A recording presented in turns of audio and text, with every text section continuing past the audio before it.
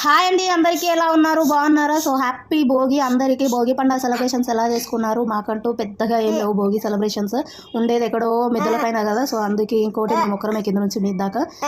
భోగి అయితే ఎలాగో అలాగా గడిచిపోయింది. తెల్లారితే సంక్రాంతి పండగ కదా, పండగ పూట ఇల్లంతా కడుక్కోవాలి కదా. నాది వచ్చేసి 3 ఫ్లోర్ల బిల్డింగ్ అడిగేసరికి మొత్తం దూల తీరిందనమాట.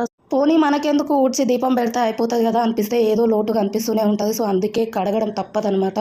అలా ఈవినింగ్ టైంలో చిన్నుగాన్ని పడుకోబెట్టి మెల్లగా దబదబా ఈ పనులు అయితే కంప్లీట్ చేశాను. ఇంకా చూడగా మా పనామె అంటే వాకిలు ఊడ్చే పనామె కూడా పండగకి సెలవు పెట్టేసింది. సో ఈ వాకిలుకే పని కూడా మనకే వడిలా ఉంది. చిన్నుగాడు కూడా లేస్తలేదు కాబట్టి ఇల్లు కూడా ఊడ్చి తూడ్చేసుకుంటే మార్నింగ్ కొంచెం ఈజీగా ఉంటుంది కదా. అందుకే పనిలో పని ఇల్లు ఊడ్చి తూడ్చేసుకుంటే కొంచెం రిలాక్స్గా ఉంటుందని ఆ పని కూడా కానిచ్చేసానమాట. మరి మీ పనులు రేపటికి ఎలా ప్లాన్ చేసుకుంటున్నారో కామెంట్ సెక్షన్లో చెప్పేయండి. వీడియో చూసి అలాగే వెళ్ళకుండా ప్లీజ్ మన ఛానల్ని సబ్స్క్రైబ్ చేసుకొని వాళ్ళు సబ్స్క్రైబ్ చేసుకోండి అండ్ ఒక లైక్ చేయండి. బాయ్.